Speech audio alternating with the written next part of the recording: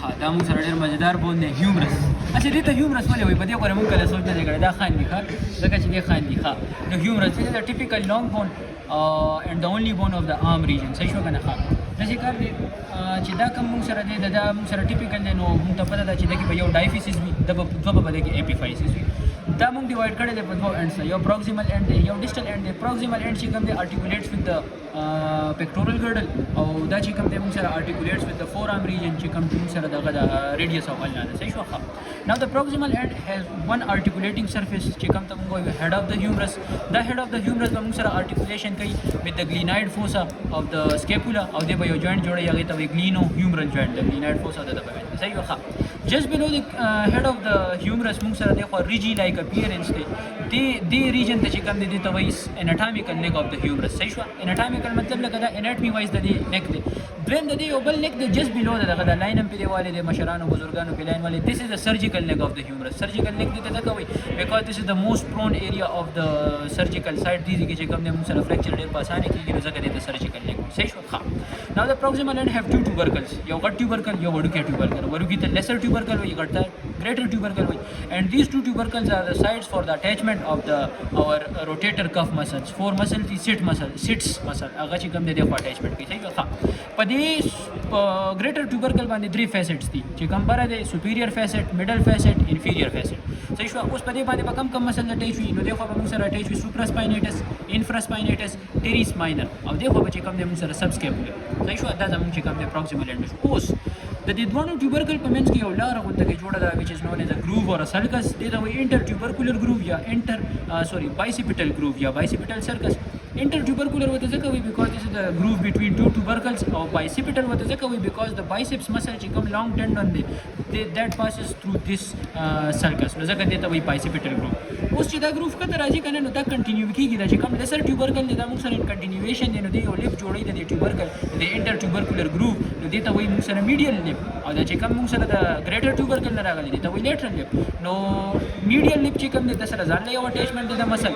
lateral lip سره ځان له muscle attachment دی او دې کې چې کوم دی هغه موږ ویل چې tendon of the biceps the long tendon خو د دې په دې root باندې یا د دې په دې end باندې چې کوم دی یو بل مسله اٹیچ دی. نو اوس ګوره دیکھو نو د دې یو فارموله ده او هغه ته وایي lady between two majors.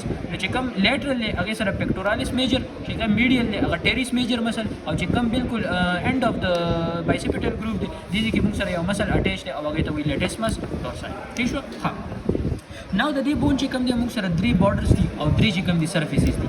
The lateral lip of the intertubercular groove is continuous to the distal end چې کوم دی نو دا موږ سره جوړي anterior border چې دا مخې ته دی دا کوم غړو anatomical position کې نه نیو دی په anatomical position کې څنګه نیسي نو دی به داسې نیسي چې head will be facing medially and the intertubercular groove will be facing anteriorly. نو بس اسانه خبره ده دی medial کا او دی چې کوم دی anterior کا نو this is our left humerus. صحیح شو. ښه.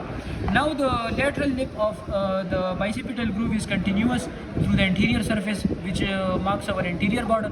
بیا چې کوم distal end ته راشو نو موږ سره یو medial epicondyle یا بیا موږ distal کې وایو خو صرف د دې په surfaces او borders ویم کنه نو دا lateral چې کوم دغه دی نو د دې د پاسه یو ridge دی دې ته وایي lateral supraepicondylar ridge چې کوم medial دا medial دی medial غټ دی نو medial supraepicondylar ridge lateral supraepicondylar ridge دا دوه ridges چې کوم دي دا دوه borders جوړي دا چې کوم د موږ سره medial border جوړي دا چې کوم د موږ سره lateral border جوړي ته تل ridges دي کنه نو دا ridge چې کوم دي دا موږ سره مارکي medial border دا چې کوم یو ridge دي دا موږ سره چې کوم lateral ridge دي دا موږ سره مارکي lateral border. صحیح شو. نو درې surfaces جوړ شو د anterior او د medial په منځ کې چې کوم دا surface جوړ شو دي ته موږ وایو anterior medial surface چې کوم د anterior او د lateral په منځ کې دي ته موږ وایو anterior lateral surface او چې کوم د دې د دوه په شا پاتې شو دي ته موږ وایو posterior surface. نو زه خبره اسانه خبره. ښه.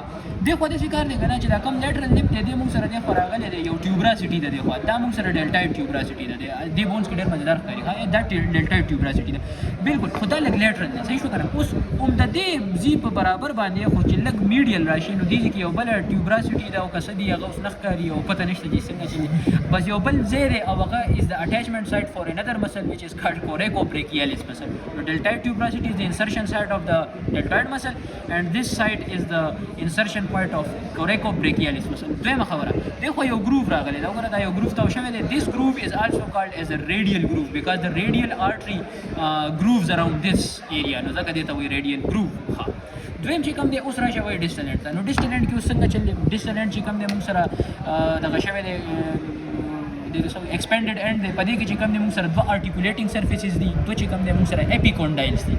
دا چې کوم medial side باندې دی which is round and gives a semi-spherical structure دې ته موږ وایو capitulum. صحیح دی کنه؟ اوس راته بیا وکړو دې کې لږه غلطي وشوه کو نه شوه پته نه لګي. ښه نو capitulum چې کوم دی lies to the lateral end او چې کومه دا trochlea ده which gives the pulley like appearance دې ته چې کوم دی trochlea وایي and it lies to the medial end. صحیح شوه؟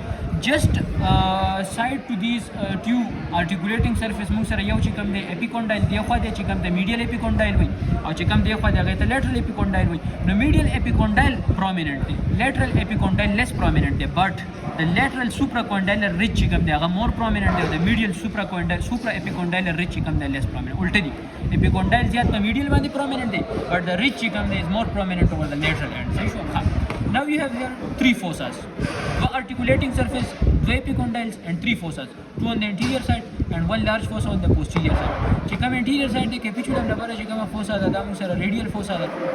صحیح ده کنه؟ radial fossa ده او کنه capitulum لپاره چې کومه ده موږ سره lateral side باندې fossa that is the radial fossa او چې کوم د trochlea لپاره ده that is our ulnar او coronoid fossa.